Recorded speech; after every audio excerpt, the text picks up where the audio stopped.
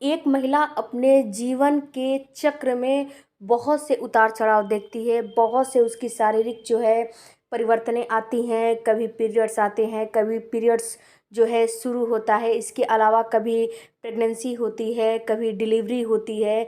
उसके बाद जब बढ़ती उम्र के साथ साथ उनको जब हर चीज़ वो अपना स्टेज पार करती जाती हैं, तो उनके साथ एक आता है मेनोपॉज। जो देखिए फ्रेंड्स, मेनोपॉज पहले तो ये समझिए होता क्या है। मेनोपॉज वो स्थिति होती है, वो समय होता है जब एक महिला का पीरियड्स पूरी तरह से बंद हो जाता है। इसके बाद ना तो वो प्रेग्नेंट होती है, ना तो उनका पीरियड्स आता है, ना तो इससे रिलेटेड उनको कोई भी चीज़ होती है। तो देखिए मेनोपॉज कब होता है, किस उम्र में होता है, इसके साथ शारीरिक परिवर्तन क्या क्या होते हैं, और मेनोपॉज कितनी महिलाओं को आसानी से जो है हो जाता है, कितनी महिलाएं इसको आसानी से पा जाती हैं, और कितनी महिलाओं को मेनोपॉज होने में काफ़ी शारीरिक जो है कष्ट होने होती है और बहुत ही परिवर्तनें होती हैं। तो कौन कौन से हैं, सारा इस वीडियो के माध्यम से मैं जानकारी आपको देने वाली हूँ। हेलो फैमिली, आपका हमारे यूट्यूब चैनल में बहुत बहुत स्वागत है। अगर चैनल अच्छा लगे तो चैनल को सब्सक्राइब जरूर कीजिएगा। सबसे पहले तो आप ये जाने कि मेनोपॉज किसे कहते हैं और किस उम्र तक ये हो जाता है। सबसे पहले तो फ्रेंड्स, मेनोपॉज उसे कहते हैं जबकि 1 साल तक पीरियड नहीं आता है, पीरियड पूरा बंद हो जाता है, उसको मेनोपॉज कहा जाता है। ये किस उम्र तक आता है, तो देखिए फ्रेंड्स, न्यूनतम आजकल की महिलाएं जो है बदलते खान पान, बदलते दिनचर्या के अनुसार मेनोपॉज की जो टाइम लाइफ है वो कम हो गई है। अब जो है 40 के बाद महिलाओं को मेनोपॉज हो जा रहा है। बट जो है बहुत अच्छी लाइफ स्टाइल, बहुत अच्छी जो दिनचर्या वाली महिलाएं हैं, उनको 45 और 51 के बीच में मेनोपॉज होता है। ये मेनोपॉज अच्छा माना जाता है। जिन महिलाओं को 40 क्या 45 और 51 के बीच में होता है, बट 40 के पार और 40 के अगर पार हुआ तब तो वो भी कुछ ठीक ठाक रहता है। बट 40 के अंदर अगर मेनोपॉज हो जाता है, जैसे कि 39 में, 40 में, 41 में हो जा रहा है, तो ये प्री मेच्योर मेनोपॉज माना जाता है। इस मेनोपॉज को अच्छा नहीं माना जाता है। देखिए क्या, अब देखिए फ्रेंड्स, आजकल जो है लड़कियों की शादी भी पेरेंट्स बहुत जो है काफ़ी एज करके कर रहे हैं, जो कि नहीं करने चाहिए। 30-32 में तो लड़कियों की शादी हो रही है, तो उनको जो मेनोपॉज आना चाहिए 45 में, वो बहुत जल्द आ जाता है। तो इससे उनके जो है प्रेगनेंसी पे भी काफ़ी इफ़ेक्ट पड़ता है, क्योंकि आजकल की जो पीढ़ियाँ हो गई है, अरे मुझे तैयारी करना है, मुझे पढ़ाई करना है, मुझे जॉब करना है, मुझे ये करना है, मुझे वो करना है, इन सब चीज़ों में बहुत जो है टाइम वेस्ट हो जा रहा है। बट गार्जियन को ये चाहिए, पेरेंट्स को ये चाहिए कि अच्छे उम्र के 25 से 28 के उम्र में बच्चों की शादी कर दिया जाए, तो उसमें अच्छा जो है प्रेगनेंसी हेल्दी मानी जाती है। और जो मेनोपॉज होता है उसमें क्या होता है कि उस समय आपके ओवरी से एक जो है ना तो निकलता है, ना तो फटता है, ना तो रेप्चर होता है, ना तो रिलीज होता है। यानी कि प्रेगनेंसी की जो ओवुलेशन का टाइम होता है, जो एग रिलीज होता है, उसकी प्रक्रिया पूरी बंद हो जाती है। इसी को मेनोपॉज कहा जाता है। और मेनोपॉज पूरे जो है भारत में मैं बता दूं, न्यूनतम 45 से 51 के बीच में आ जाना चाहिए। और इस समय खान पान की स्थिति से 45 से पहले महिलाओं को मेनोपॉज हो जा रहा है। मेनोपॉज एक ऐसी चीज़ होती है जो कि आपको एकदम से एकाएक नहीं आती है। ये कुछ महिलाओं में 2 से 3 साल पहले ही इससे बॉडी चेंजेस होने लगते हैं। मेनोपॉज होने का जो प्रक्रिया है वो शुरू हो जाता है। और कुछ महिलाओं में 1 साल पहले भी ये प्रक्रिया शुरू हो जाती है। क्योंकि देखिए फ्रेंड्स, मैं आपको यहाँ एक बात बताना चाहती हूँ कि हर महिला की बॉडी अलग अलग होती है। ये कोई ज़रूरी नहीं है कि जो सिम्टम्स उनके साथ हुआ वही सिम्टम्स आपके साथ भी होगा। हो सकता है कि कुछ अलग आपके साथ हो, ये भी हो सकता है। हो सकता है कि उनका जो मेनोपॉज होने वाला था, उनको 3 साल पहले उनको इशारा करना शुरू कर दिया, आपको साल भर पहले इशारा करना शुरू कर दिया। तो आप इस चीज़ को, इस लक्षण को समझिए।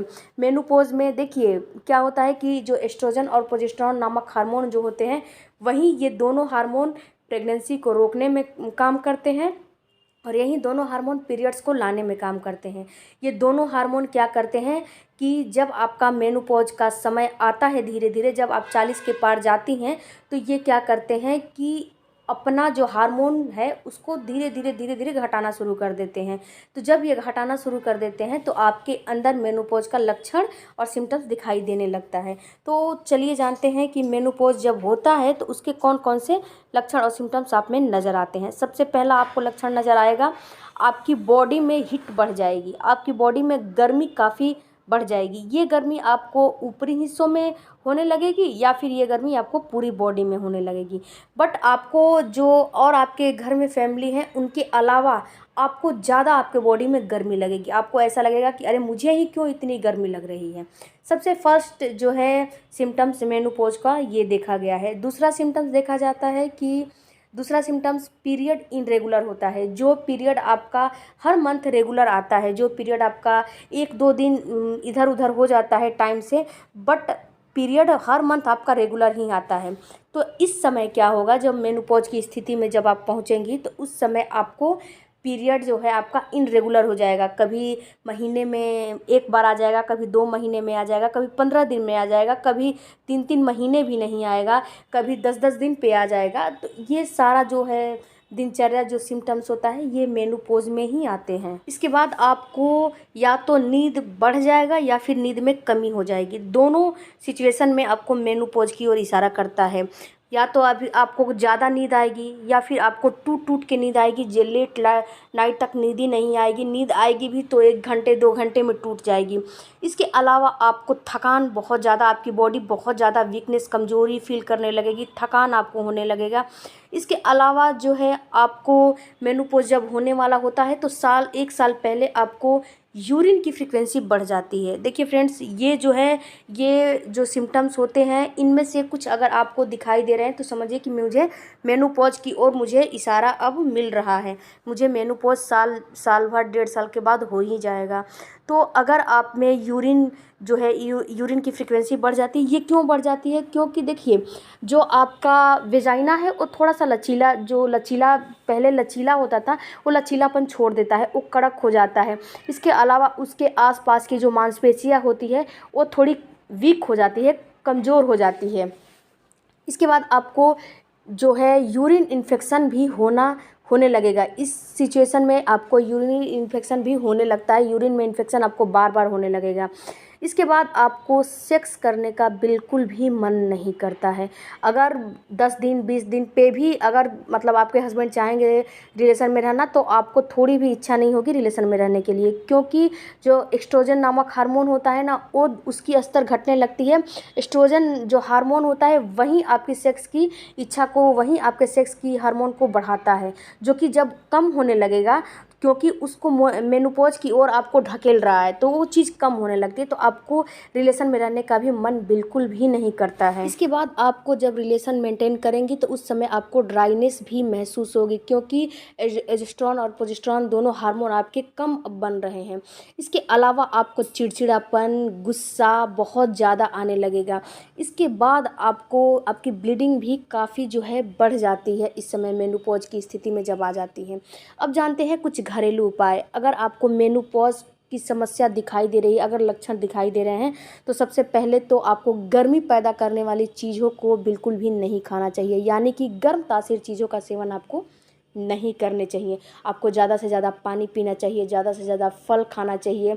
चुकंदर, गाजर, इन सारी चीज़ों में ब्लड की मात्रा ज़्यादा होती है, हीमोग्लोबिन की मात्रा ज़्यादा होती है, तो इन सारी चीज़ों को अपने जो है डाइट में ज़रूर आपको शामिल करना चाहिए। इसके बाद आप अपने डाइट में विटामिन डी और विटामिन सी और कैल्शियम रिच युक्त फूड आपको ज़रूर शामिल करने हैं, क्योंकि इस समय आपको जो है विटामिन की ज़रूरत काफ़ी होती है। इसके बाद आप थोड़े बहुत एक्सरसाइज करिए और घर के लोगों से घुल मिल के रहिए, क्योंकि आपको इस समय किसी ज़रूरत होती है, क्योंकि इस समय आपको गुस्सा, चिड़चिड़ापन काफ़ी आता है। इसके बाद आप थोड़ा जंक फूड, नमक और चीनी यानी कि शुगर का इस्तेमाल थोड़ा कम करें, क्योंकि इस समय आपको इन सारे कार्बोहाइड्रेट अगर लेंगी तो आपको नुकसान करेगा।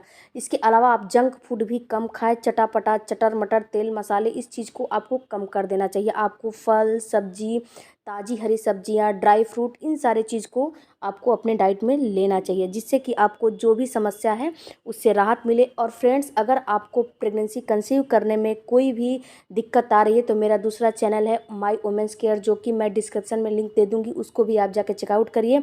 हो सकता है आपको उससे भी काफ़ी बेनिफिट हो। इसका दूसरा पार्ट आप बोलेंगे तो दूसरा इसका वीडियो और बनाऊँगी।